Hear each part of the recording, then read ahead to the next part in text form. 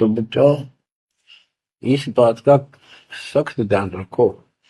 यदि आपने यहां से निकलना है, मर्यादा ना टूटे। और मर्यादा ये पता नहीं कितने प्रकार से टूट जाती है। जैसे हमने किसी को सेवा दे दी, भाई क्या सेवा कर लो, शुक्रिया दाता का, मजदूरी मिली, खुशी हुई। फिर कह दिया ये त्याग दे, छोड़ दी, दूसरे को दे दी।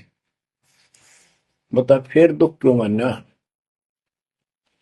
फिर दुख मानते मैं ये समझा, इतना ज्ञान होकर भी तुम ऐसी बातें करते हो।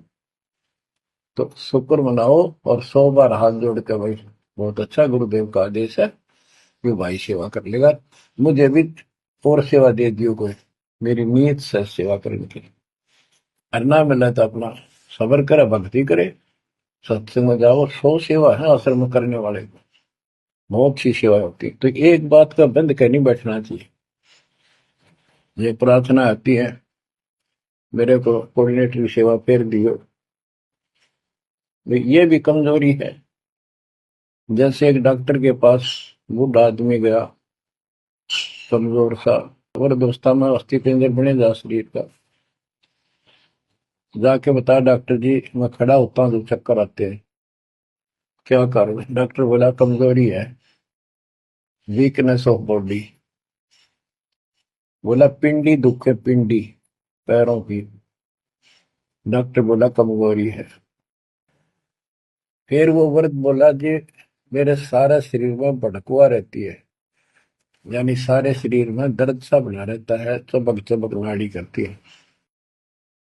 डॉक्टर बोला कमजोरी है। वो वर्द गुस्सा होकर बोला डॉक्टर ने, तो डॉक्टर है गम चक्कर है, एक का बात जाना है कि कमजोरी है, कमजोरी है, और भी तुम्हें पता होगा। डॉक्टर बोला ये भी कमजोरी है, this is also due to weakness. ये क्रोध भी कमजोर आदमी ने घना आया कर, यह भी कमजोरी है।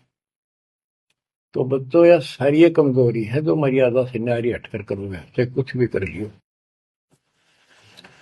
मर्यादा को हल्के में ना लो। जैसे हमने इतने सारे नियम बना दिए, भक्ति करनी है तो इनका पालन करना पड़ेगा, नहीं तो फिर गधे बनकर कुमार के नियम में चलना पड़ेगा।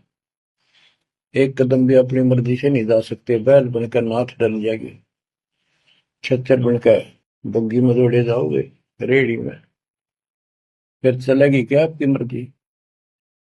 असंग जनों तन मृत्या हो गए, जीवित क्यों ना रहे रे। दुआ दस दर मद मैल मठ बोरे, बोर ना दे धरे रे। तो बच्चों जीवित मर लो, इन बातों को छाती में धर लो, हृदय में बैठा लो, कति मस्तिष्क में।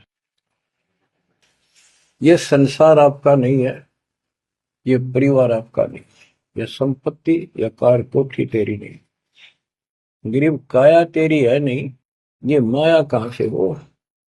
चरण कमल में ध्यान रख, इन दोनों को खो, इनको भूल जा, अपने गुरु जी के चरणों में ध्यान रख, उनके बताए दिशा निर्देश के आदेश से आधार से अपना जीवन निर्वाह कर।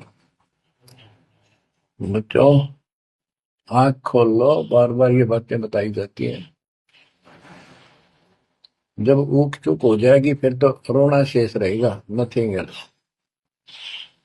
इस मार्ग में अहंकार इंसान को मारता है। किस चीज पे अहंकार करो? माया होगी तो अहंकार होगा, कोई पोस्ट पद ठीक सी होगी तो अहंकार होगा, शरीर स्वस्थ है, थोड़ी सी जान है, अहंकार हो गया। एक परिवार में 5-4 लाठी ठाणिये हो गए तो अहंकार हो गया, और अपने बॉडी की ताकत का अहंकार। और भी सैकड़ों कारण है जो इंसान के मन में दोष पैदा हो जाता है। तो ये इंसान का सबसे बड़ा खतरनाक शत्रु है। परमात्मा को अहंकार पसंद नहीं, और छोटी मोटी गलती को माफ कर सकता है। रावण था जिसे अहंकार नहीं छूटा, 10 मस्तक सर भी काट दिए, 10 बार काट दिए तो वापस दे दिए, ले भाई। ये सारा कुछ खेल कबीर साहब का किया, सारा कुछ।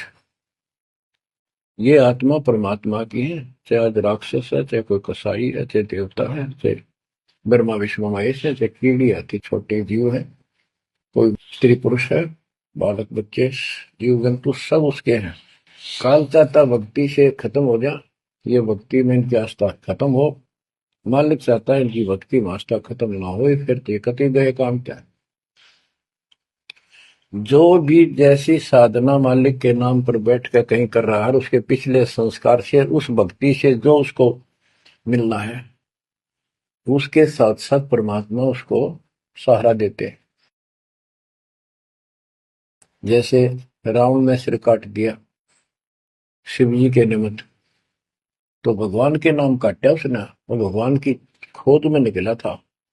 साधना गुरु गलत मिलने से उसको मार्ग गलत मिल गया। पिछले जन्म के संस्कारी ही इतने सेक्रीफाइस कर सकते, इतनी कुर्बानी कर सकते, वैसे नहीं हुआ करते। तो पिछले जन्मों में वो भगवान का भगत रहा है, फिर इतना बिगड़ गया कि राक्षस बन गया। तो उस मालिक ने उसको 10 शीश वापस दिए, लेकिन बकवाद करी तो अंत बुरा हुआ। उसके कर्म मधु सिद्धि दिशे दीदी की, उनसे धन दे दिया, वो धन भी यही छोड़ गया। गिरफ्त सर्व सोने की लंका होती, रावण शरण दी, एक पलक में राज विराजी, जम के पड़े दी, मन तो सुख के सागर बसरे, और न ऐसा यसरे।